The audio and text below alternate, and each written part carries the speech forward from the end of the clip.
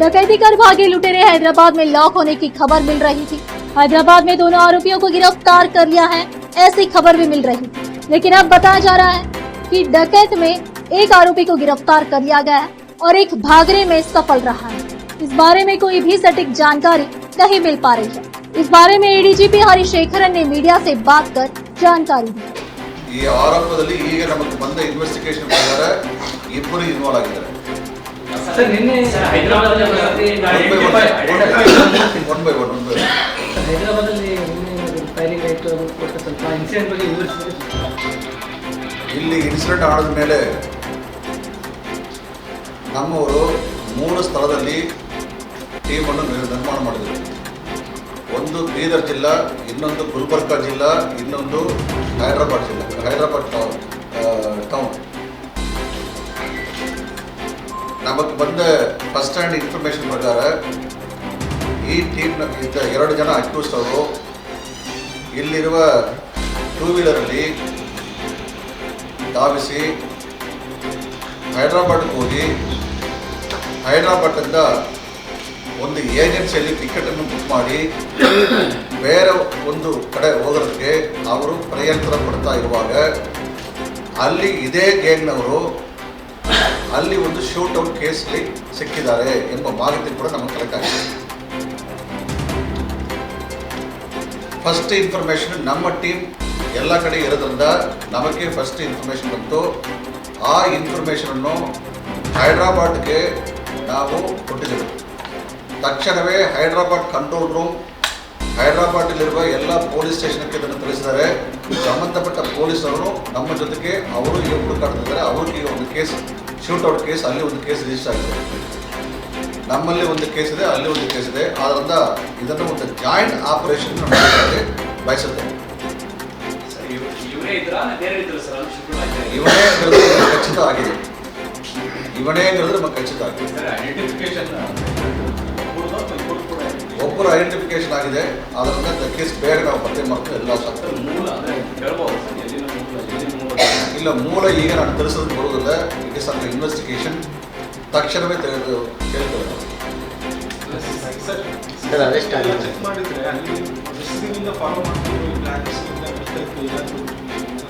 ನಾವು ಒಂದೇ ಒಂದು ಟೆಕ್ನಾಲಜಿಕಲ್ ಆಸ್ಪೆಕ್ಟ್ ಮಾತ್ರ ಇಲ್ಲ, ಎಲ್ಲ ಥರ ಆಸ್ಪೆಕ್ಟನ್ನು ತೊಗೊಳ್ತೇವೆ. ಅದು CCTV ಫುಟೇಜ್ ಇರ್ಬೋದು, ಅಥವಾ ಸೆಲ್ ಫೋನ್ ಟವರ್ ಡಂಪ್ ಇರ್ಬೋದು, ಅಥವಾ ಮೊಬೈಲ್ ಟೆಕ್ನಾಲಜಿ ಇರ್ಬೋದು. ಇದು ಎಲ್ಲರೂ ಕೂಡ ರೆಡಿ ಮಾಡ್ತೇವೆ. ಹಲವಾರು ಕ್ರೈಮ್ ಟೀಮನ್ನು ನಾವು ಯೋಚನೆ ಮಾಡಿರ್ತೇವೆ. ಅವರು ಸಹಾಯವನ್ನು ನಾವು ತೊಗೊಂಡಿದ್ದೇವೆ. ಯಾವ ರೀತಿ ನಮ್ಮ ಸಹಾಯವನ್ನು ಅವರು ತೊಗೊಳ್ತಾ ಇದ್ರೋ ಅದೇ ರೀತಿ ನಾವು ತಕ್ಷಣ ಅವ್ರ ಸಹಾಯವನ್ನು ತೊಗೊಳ್ತಾ ಇದ್ದೇವೆ. ಆದ್ದರಿಂದ ಭಾಳ ಸರಿಯಾಗಿ ನಾವು ಖಚಿತಪಡಿಸ್ಬೋದು. ಯಾರೆಲ್ಲರ ಬಗ್ಗೆ ನಮಗೆ ಮಾಹಿತಿ ಸ್ಪಷ್ಟವಾಗಿದೆ. ಆದ್ದರಿಂದ ಅವನ ಅರೆಸ್ಟ್ ಮಾಡಬೇಕಿರೋ ಒಂದು ಕಾರ್ಯದಲ್ಲಿ ನಾವಿದ್ದೀವಿ.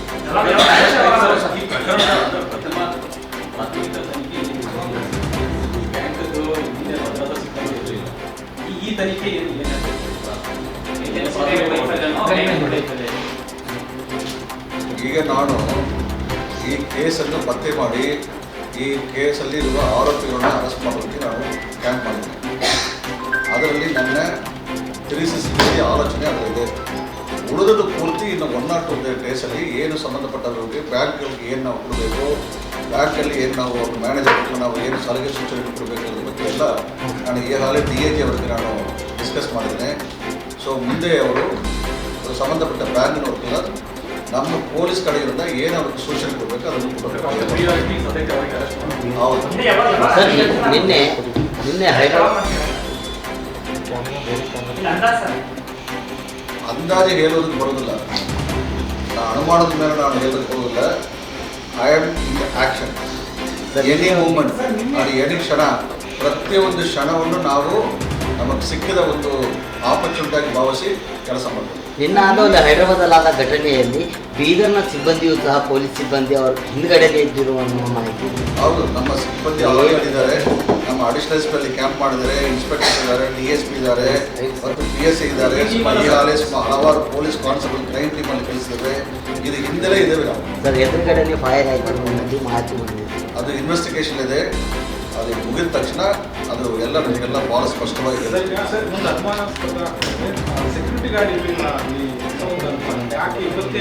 ಅದು ಬ್ಯಾಂಕ್ನವ್ರು ತಿಳಿಸ್ಬೇಕು. ಬ್ಯಾಂಕ್ನವ್ರಿಗೆ ಆಮೇಲೆ ನಾವು ಕರೆಸಿ ಅದನ್ನು ಇನ್ವೆಸ್ಟಿಗೇಟ್ ಮಾಡಿದ್ವಿ. I as the S P will take care of the entire ನಮ್ಮ ಪ್ರಕಾರ 87 ಲಕ್ಷ ರೂಪಾಯಿ ಕಲೆಕ್ಟ್ ಮಾಡಿದ್ದಾರೆ. ಅದರಲ್ಲಿ 4 ಲಕ್ಷ ರೂಪಾಯಿ ಕೆಳಗೆ ಬಿತ್ತದೆ. ಅದು ಅಲ್ಲಿ ಇರುವ ನಮ್ಮ ರೆಸ್ಪೆಕ್ಟಬಲ್ ಸಿಟಿಸನ್ ಅವರು ಅದನ್ನು ತಗೊಂಡು ನಮಗೆ ಹ್ಯಾಂಡ್ ಓವರ್ ಮಾಡಿದ್ದಾರೆ.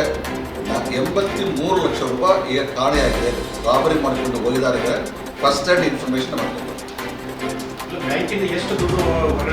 87 ಲಕ್ಷ ರೂಪಾಯಿ, ಅದರಲ್ಲಿ 4 ಲಕ್ಷ ರೂಪಾಯಿ ಕೆಳಗೆ ಬಿತ್ತು, 83 ಲಕ್ಷ ರೂಪಾಯಿ ತಗೊಂಡೋಗಿದ್ದಾರೆ ಎಂಬ ಮಾಹಿತಿ ಇದೆ. ಅದು ನಾವು ಇನ್ವೆಸ್ಟಿಗೇಷನ್ ಮಾಡುವಾಗ ಅವ್ರ ಬ್ಯಾಂಕ್ನವ್ರು ನಮ್ಗೆ ಕರೆಕ್ಟ್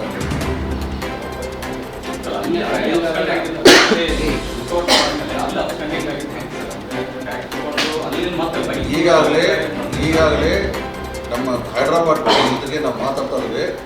ಅವರು ಆ ಇನ್ವೆಸ್ಟಿಗೇಷನ್ ಇದ್ದಾರೆ. ನಾವು ಅವ್ರಿಗೆ ನಾವು ಸಹಾಯ ಮಾಡ್ತಾ ಇದ್ದೇವೆ. ಇನ್ವೆಸ್ಟಿಗೇಷನ್ ಮುಗಿದ ಮೇಲೆ ಅದನ್ನು ನಾವು thank you very much. Thank you. So ಕಳೆದ 1 ವರ್ಷವಾಗಿ ಹುದ್ದೆಯಲ್ಲಿದ್ದೇನೆ. ನಿನ್ನೆ ಸುಮಾರು 10:55ರಿಂದ 11:05 ಒಳಗಾಗಿ ಒಂದು 10 ನಿಮಿಷ ಒಳಗಾಗಿ ಶಿವಾಜಿ ಸರ್ಕಲ್ ಇರುವ state bank of India main circle ಇಂದ ಸುಮಾರು 1 ಕೋಟಿ ರೂಪಾಯಿಯನ್ನು ತಗೊಂಡು ಬೀದರ್ ಟೌನಲ್ಲಿ ಇರುವ ಹಲವಾರು ATMಗಳನ್ನು ತುಂಬಿಸೋದಕ್ಕೆ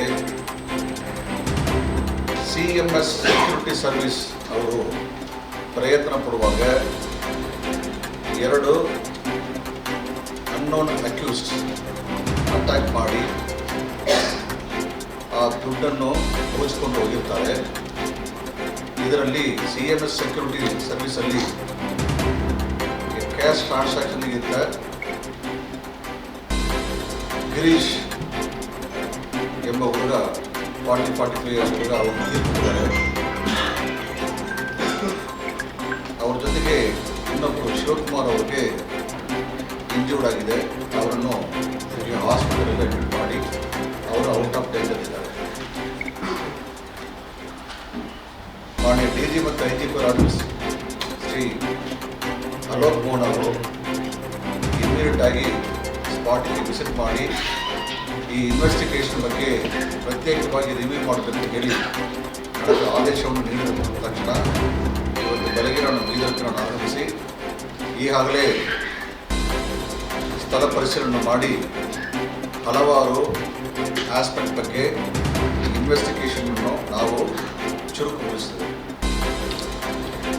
I personally thanks to Maharashtra state police and also Hyderabad Telangana state police ಅವರು ತುಂಬ ನಮಗೆ ಸಹಾಯವನ್ನು ಮಾಡುತ್ತಿದ್ದಾರೆ. ಈ ಇನ್ಸಿಡೆಂಟಲ್ಲಿ ಯಾರು ಇನ್ವಾಲ್ವ್ ಆಗಿದ್ದಾರೋ ಅವರನ್ನು ನಾವು ಐಡೆಂಟಿಫಿಕೇಷನ್ ಮಾಡಿದೆವು ಎಂಬ ಒಂದು ಸುದ್ದಿಯನ್ನು ಭಾಳ ತುಂಬ ಸಂತೋಷದಿಂದ ತಮ್ಮ ಕೂಡ ನಾವು ವಹಿಸ್ತೇವೆ. ನಮ್ಮ ಅಧಿಕಾರಿಗಳು ಅಜಯ್ ಹಿಲ್ಲೋರಿ DIG ಗುಲ್ಬರ್ಗ ರೇಂಜ್ ಅವರು ಮತ್ತು ಪ್ರದೀಪ್ SP ಬೀದರ್ ಅವರ ನೇತೃತ್ವದಲ್ಲಿ ಸುಮಾರು 8 ತಂಡಗಳು ಈಗಾಗಲೇ Karnataka state, Maharashtra state and Telangana ಸ್ಟೇಟಲ್ಲಿ ಕೆಲಸ ಮಾಡ್ತಾರೆ. ಆರೋಪಿಗಳು ಯಾರು ಎಂಬುದರ ಬಗ್ಗೆ ನಾವು ಈಗ ಐಡೆಂಟಿಫಿಕೇಷನ್ ಮಾಡಿದ್ದೇವೆ. ಅವರನ್ನು ಅರೆಸ್ಟ್ ಮಾಡೋದಕ್ಕೆ ನಾವು ಟೀಮ್ಗಳನ್ನು ಕಳಿಸ್ತೇವೆ.